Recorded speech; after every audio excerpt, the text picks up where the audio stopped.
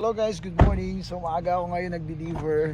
Kumuha ko ng order sa Tim Hortons. So i-deliver ko ngayon dito sa bahay ng customer ko. Wait, yan yung bahay niya. So sabi niya ilalagay ko lang dyan sa door nila. So ilalagay ko to and then pipicturean. So ganito lang yung trabaho dito.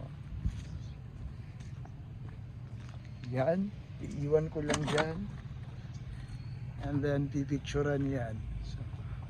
Yun, naiwan ko na yung product doon. So, ganito ako mag-deliver dito. And then maganda mag-deliver ngayon kasi hindi siya mainit, hindi rin siya masyadong ganun kalamig.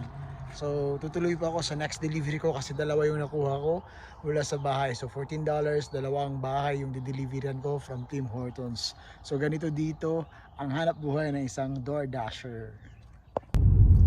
And then guys, puntahan ko na naman yung second order or second delivery ko.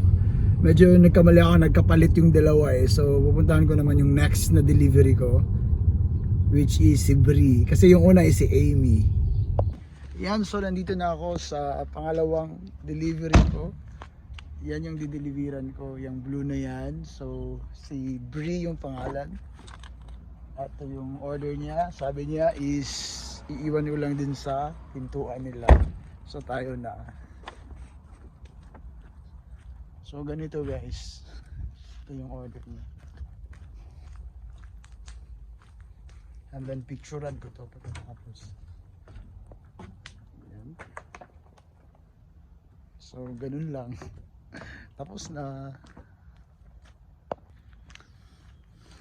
So tapos ko nang ma-deliver yung dalawang coffees from Tim Hortons.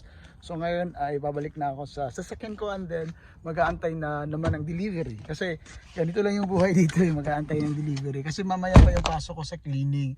So antay muna tayo sa next delivery. Pakita ko sa inyo paano ako magkuha ng mga stocks dun sa stores pag makatanggap ako ng delivery. Alright? So tatambay-tambay muna tayo saglit habang nag-aantay tayo ng delivery. So para mapakita ko sa inyo paano ako kumuha ng delivery pag sa store na.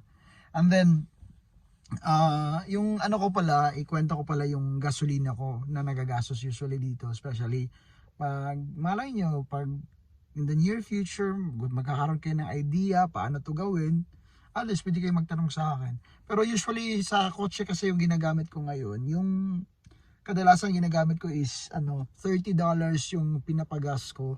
Good until na yan, 1 day and a half. Pero minsan kasi dalawang araw siya na iikot-ikot ko. Di naman siya lugi kasi usually pag talagang masipag ako, ako sa isang araw mga 150. Pero hindi yan full time 130. Pero may trabaho kasi ako kaya yung kadalasan kita ko 100, 80, 70, depende.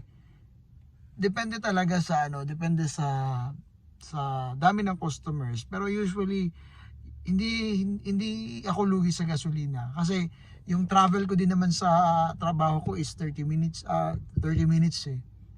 So parang and then pag sa umaga pa lang nito maka 60 ako eh, maka 50 to 60 yung kinikita ko, half day yan, and then dadagdagan ko siya pag after job ko dun kasi matatapos ako 3 o'clock, 1 to 2 lang kasi yung trabaho ko. So start ako 3 to 5, makaka 20 pa ako niyan, so mga 80, usually 100 okay na sa akin per day.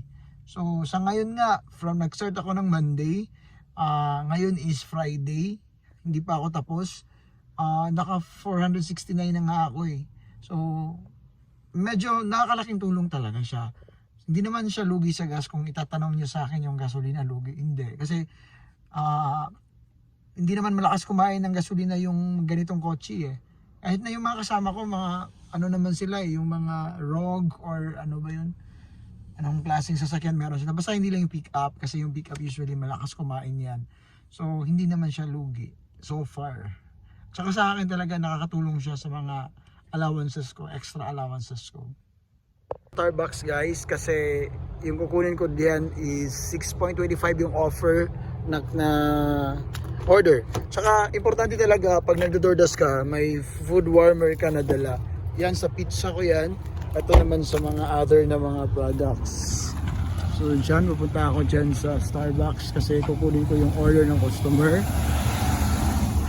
So ganito lang kami guys, pag may makareceive kami ng order, pinupuntahan namin, kinukuha, adalhin natin. And make sure na may ganito ka warmer bag.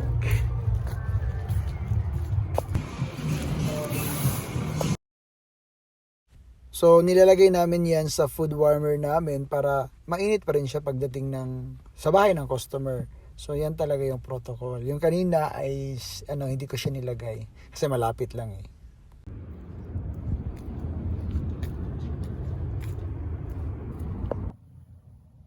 Ayun ang bahay. So sa letter A, kasi sa bahay na yan, 4 yan, A, B, C, D. So sa letter A ko siya ihatid. So samahan niyo ako. So ito na yung order niya. Ihatid na natin. Pasok tayo sa letter A. So sabi niya is sa letter A sa door, iiwan ko lang din siya. Tingnan ko letter A. Wala eh. So 3-4 siya eh. So sa kabila. Wala dun sa door na yun. 4 kasi yung doors dito eh. Pag mga ganyan, duplex. So hindi pala siya ABCD. 1, 2, 3, 4 pala yung counting. So nagkamali ako. Minsan kasi mga ABCD na kasi. Ito yung order niya sa Starbucks. Actually 2.6 km siya. $6.25 yung bigay niya. So ito na yung 1. Door 1. So ilagay ko dito. Dito lang.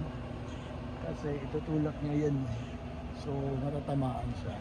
So yun, tapos na ako guys. Achieve na yung order or na-receive, dumating na yung order sa bahay niya. So yun lang guys, yun yung trabaho ko as dasher dito sa bansang Canada. So ganun lang. So parang Grab sa atin na nagdi-deliver. Yung pagkakaiba nga lang is kotse nga yung dala ko. So guys, until next time, have a great day everyone. Paalam.